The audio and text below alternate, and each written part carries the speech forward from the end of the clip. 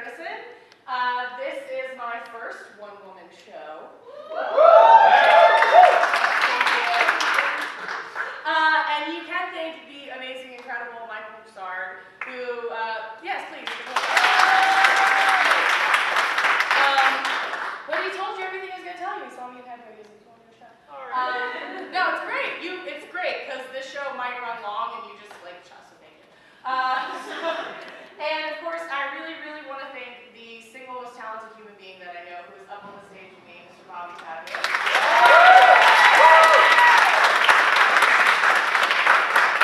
If you don't know, Bobby was also involved in Hedwig. He was our keyboard player, our music director, we did costumes, we did wigs, and he actually created this.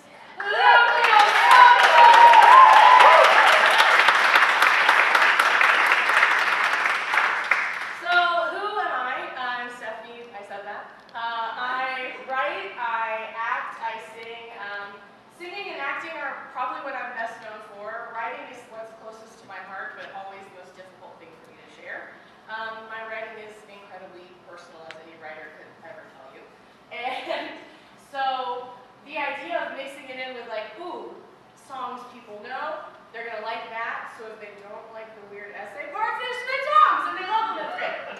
So that's really exciting. So I want to thank you for that. The alternative name, as you may or may not have read, was Confessions of an Unintentionally White Passing Mixed Queer Fat Feminist Witchy Witch. Thank you. It just doesn't roll off the tongue as well. So, bad sex and other problematic analogies. So I am mixed. I know that I look white. It's always really important to me to talk about it because exciting. But I grew up in the South. I'm from Wilmington, North Carolina. Oh, thank you. And I always have to say the North Carolina part really fast because here we are in Philly, and I say Wilmington, and they're like, nowhere! And, no. So Wilmington, a little bit further south.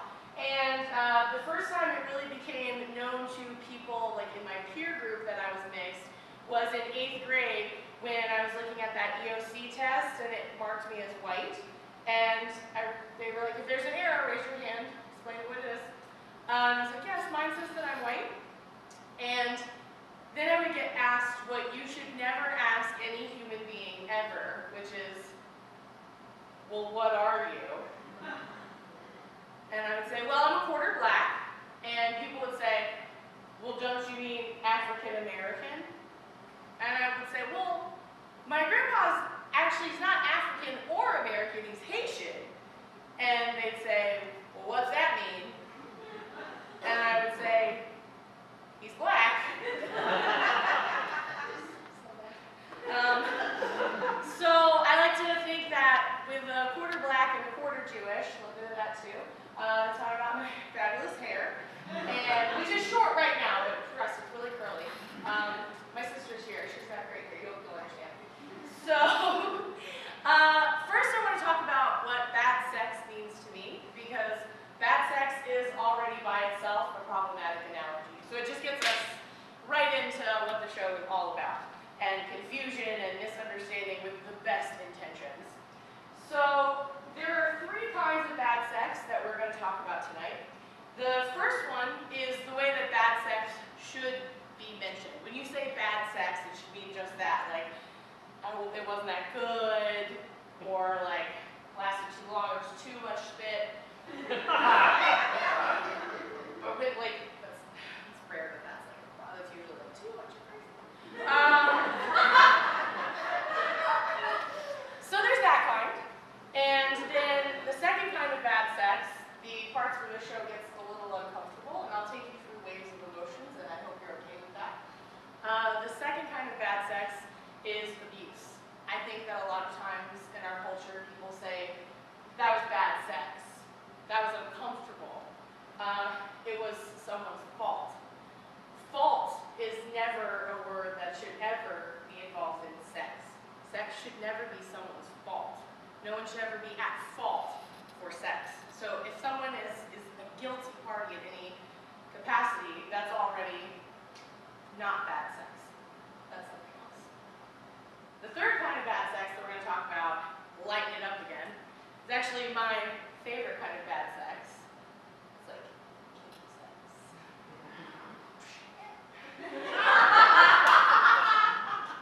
That kind of bad sex is like bad sex. But that's the good kind. That's like bad in a good way. Like, oh, that's bad. Which that was a thing, remember? Like, people say decent as a thing, like that's decent, which like decent literally is like, that's decent.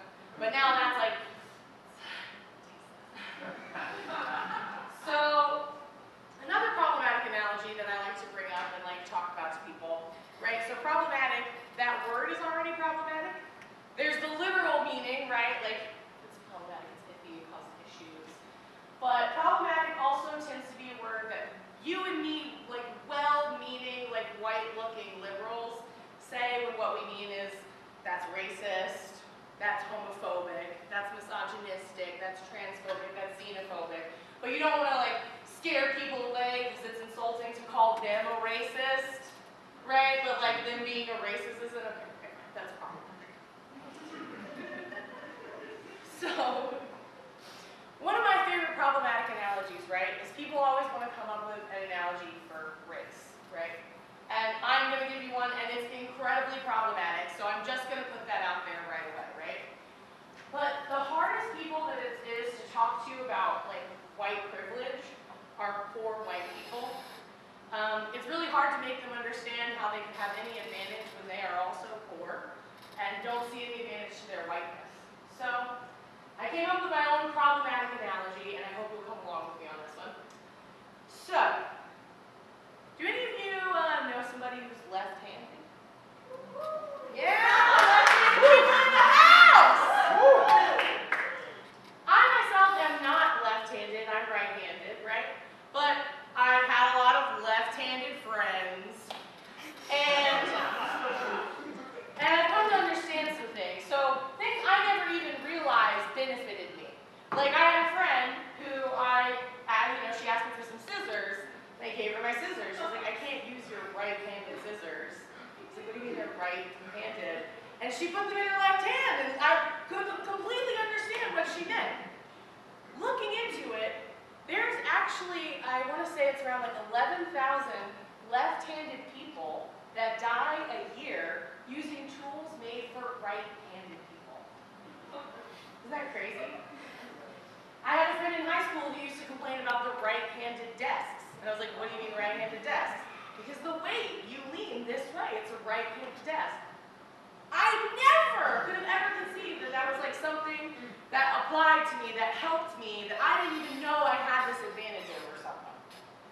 So I know what you think. You're thinking, I am so progressive, I don't even notice when somebody's left-handed.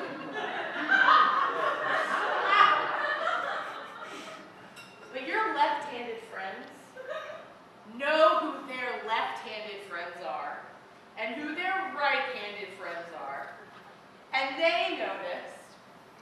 I don't know if you know, we had a really controversial president, Barack Obama, left-handed. I know. So these things, I bring them up because it's a blindness. That's what privilege is. It's not even conceiving that this is an advantage that you have over somebody else. And it seems so ridiculous to you because to you, you think like, how is that even something that holds someone back? So like I said, even though I myself, I'm not left-handed, a lot of my best friends are left-handed.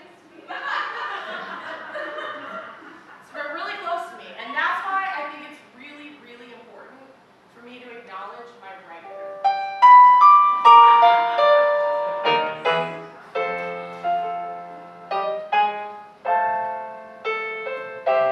After all the jacks are in their boxes and the clowns have all gone to bed, you can hear happiness stagger down the street with footprints dressed in red, and the wind whispers May